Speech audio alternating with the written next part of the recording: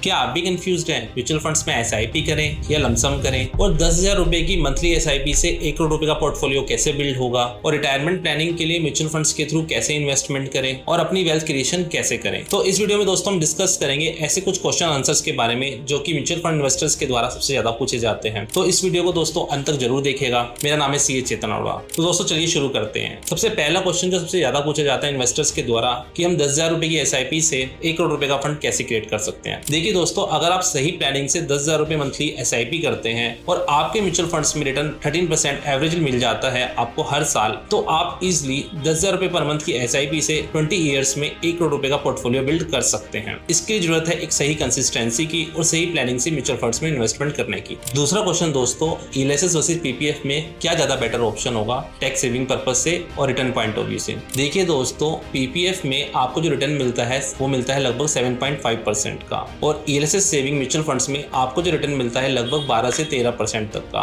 दूसरा जो सबसे बड़ा पॉइंट है, एलआईसी में आपका जो म्यूचुअल फंड्स पीरियड होता है लॉक इन का वो होता है 3 इयर्स, और पीपीएफ में आपका जो फंड ब्लॉक होता है वो होता है लगभग 15 सालों तक के लिए। तो दोस्तों, अगर आप अपनी वेल्थ ग्रो करना चाहते हैं तो एलआईसी के थ्रू म्यूचुअल फंड में इन्वेस्ट करना ज्यादा बेटर ऑप्शन है। तीसरा क्वेश्चन जो सबसे ज्यादा पूछा जाता है, क्या 40 साल के बाद एसआईपी स्टार्ट करना सही डिसीजन होगा। देखिए दोस्तों, जब जागो तभी सवेरा। अगर आप 40 साल के बाद भी एसआईपी स्टार्ट करते हैं तो भी कोई प्रॉब्लम नहीं है, बट यहाँ पर जरूरत है सही प्लानिंग की और सही अमाउंट इन्वेस्ट करने की। तो आप 40 साल की उम्र के बाद एसआईपी स्टार्ट करके भी आप फाइनेंशियल गोल्स को अचीव कर सकते हैं और रिटायरमेंट प्लानिंग के लिए एक अच्छा फंड बिल्ड कर सकते हैं। दोस्तों फोर्थ क्वेश्चन, क्या हाइब्रिड फंड सेफ होते हैं। देखिए दोस्तों, हाइब्रिड फंड इक्विटी और डेब्ट का मिक्सचर होता है। हाइब्रिड फंड में इन्वेस्ट करने का सबसे बेनिफिट ये है कि यहाँ पर आपका पैसा सिक्योर्ड रहता है, बट रिटर्न आपको थोड़ा कम मिलता है इक्विटी फंड्स के अकॉर्डिंग। देखिए दोस्तों, अगर आप बिल्कुल सेफ इन्वेस्टमेंट चाहते हैं और आपको रिटर्न की कोई टेंशन नहीं है और आप फर्स्ट टाइम इन्वेस्टर हैं तो आपके लिए हाइब्रिड फंड एक अच्छा ऑप्शन हो सकता है। बट अगर आप एक यंग इन्वेस्टर हैं और एग्रेसिव इन्वेस्टर हैं तो हाइब्रिड फंड को चूज करना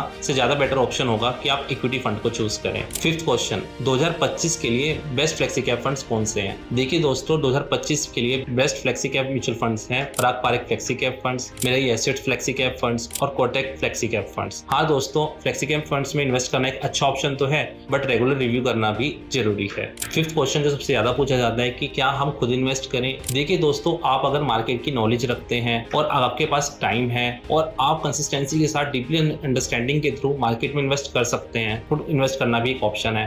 बट अगर आपके पास इतना टाइम नहीं है और आपको लगता है कि आप डिसिप्लिन मेंटेन नहीं कर पाएंगे तो किसी कंसल्टेंट की हेल्प लेना ज्यादा बेटर ऑप्शन है। दोस्तों, जैसे आपको अपनी हेल्थ के लिए एक डॉक्टर की कंसल्टेंसी की जरूरत होती है, ऐसी आपको अपनी फाइनेंशियल हेल्थ के लिए आपको एक फाइनेंशियल कंसल्टेंट की भी जरूरत होती है। तो फाइनेंशियल कंसल्टेंट को चूज करना एक स्मार्ट ऑप्शन हो सकता है। सेवेंथ क्वेश्चन, एसडब्ल्यूपी करें या हम लमसम के थ्रू रिटायरमेंट फंड्स के लिए पैसे को अरेंज करें। देखिए दोस्तों, रिटायरमेंट के बाद ना रेगुलर इनकम की जरूरत होती है, तो एसडब्ल्यूपी के थ्रू म्यूचुअल फंड से पैसा विड्रॉ करना ज्यादा बेटर ऑप्शन होता है, जिससे आपको रेगुलर इनफ्लो मिलता रहता है। एथ क्वेश्चन दोस्तों, कि म्यूचुअल फंड्स पर कितना टैक्स लगता है और कब टैक्स लगता है। देखिए दोस्तों, म्यूचुअल फंड्स पर तभी टैक्स लगता है जब आप म्यूचुअल फंड्स को रिडीम करते हैं यानी सेल करते हैं। और अगर आपके पास इक्विटी म्यूचुअल फंड्स हैं और आपने इक्विटी म्यूचुअल फंड्स को 1 साल तक के लिए होल्ड रखा है तो ये होगा शॉर्ट टर्म कैपिटल गेन, और यहाँ पर जो टैक्स का रेट होगा वो होगा लगभग 20% का। और आपने अगर म्यूचुअल फंड्स को 1 साल से ज्यादा के लिए होल्ड रखा है तो यहाँ पर होगा लॉन्ग टर्म कैपिटल गेन, और यहाँ पर जो टैक्स का रेट होगा वो होगा 12.5% तक का। 9th क्वेश्चन, कि अगर हमने अपनी एसआईपी को बंद कर दिया